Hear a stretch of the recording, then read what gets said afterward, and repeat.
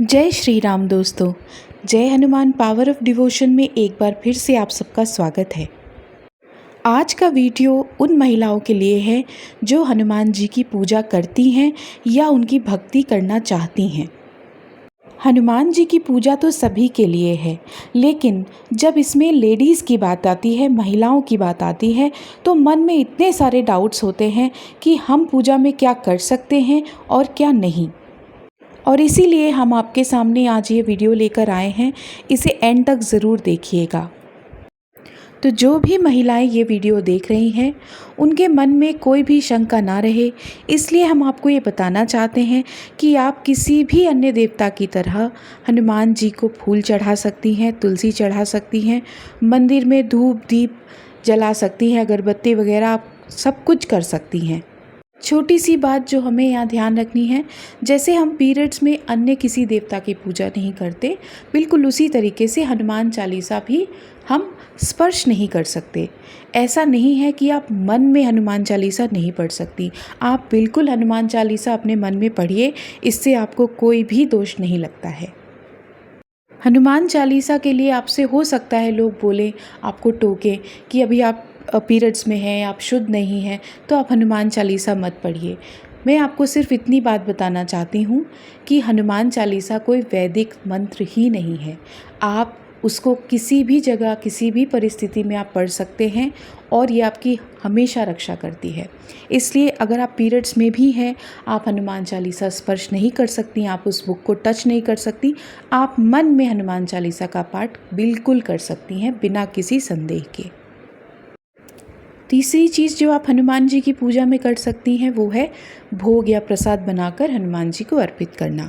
आप अपने घर में जो भी सामग्री आपके उपलब्ध है उससे शुद्ध तरीके से हनुमान जी के लिए आप भोग वगैरह बना सकती हैं और उनके सामने रख के उन्हें अर्पित भी कर सकती हैं। आप हनुमान जी का कीर्तन भी कर सकती हैं, आप उनके मंत्र जाप कर सकती हैं, आप सुंदरकांड पढ़ सकती हैं, हनुमान अष्टक पढ़ सकती हैं, आरती भजन जो कुछ भी किसी भी तरीके से आप गायन करके, आप मन में मंत्र जाप करके हनुमान जी की पूजा करना चाहती हैं, आप हर तरीके से उनकी पूजा कर सकती हैं। यदि आपको ये सारे मंत्र नहीं आते, आपको हनुमान चालीसा याद नहीं है, आपको हनुमान अष्टक नहीं आता या किसी भी तरीके का कोई भजन नहीं आता, तो आप कृपा पाने के लिए राम राम का जप भी कर सकती हैं। अगर आपको ऐसा लगता है कि हनुमान जी से आपका जुड़ाव है, आप उनकी कृपा पाना चाहती हैं, सिर्फ राम राम का आप नाम जप करती रहिए, आपको उनसे बहुत कृपा प्राप्त होगी, उनका असीम आशीर्वाद आपको मिलेगा। बहुत सी महिलाएं हनुमान जी को अपने भाई के रूप में भी मानती हैं और अक्सर देखते हैं हम लोग कि वो लोग हनुमान जी को राखी भी चढ़ाती हैं।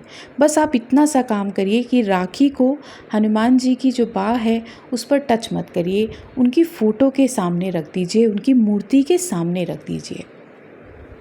ये बात हो गई कि हम महिलाएं हनुमान जी की पूजा में क्या कर सकते हैं। अब हमें ये देखना है कि जो रिस्ट्रिक्शंस हैं कि हम क्या ना करें, उसके पीछे क्या कारण है। सबसे पहले आपको कहा जाता होगा कि हनुमान जी की मूर्ति को या फ़ोटो को कभी स्पर्श मत करें। क्यों कहा जाता है ऐसा? आपने कभी भी किसी हनुमान जी के मंदिर में किसी महिला पंडित को देखा है? नहीं। हनुमान जी को स्नान कराना, उनको सिंदूर चढ़ाना, उनको चमेली का तेल अर्पित करना, चोला चढ़ाना, जो भी ये सारी चीज़ें हैं, आपने कभी भी किसी महिला पंडित को करते नहीं देखा होगा। उसका सिर्फ और एक ही कारण है दोस्तों, सिर्फ एक कारण। वो क्या है कि हनुमान जी बाल ब्रह्मचारी हैं।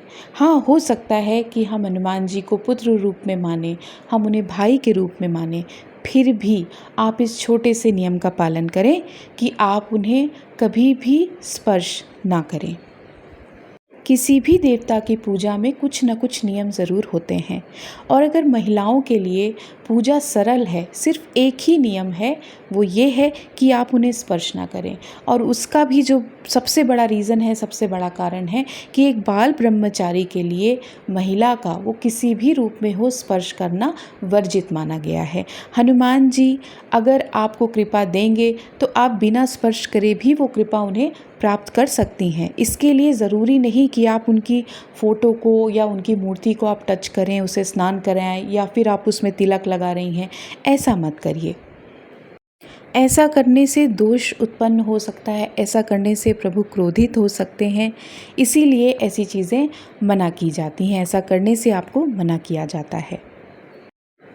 एक सवाल है जो हम सभी महिलाओं के मन में शंका पैदा करता है, और वो ये सवाल है कि मासिक धर्म के दौरान अगर हम पूजा नहीं भी करते तो क्या हम हनुमान चालीसा पढ़ सकते हैं, किसी रूप में पढ़ सकते हैं।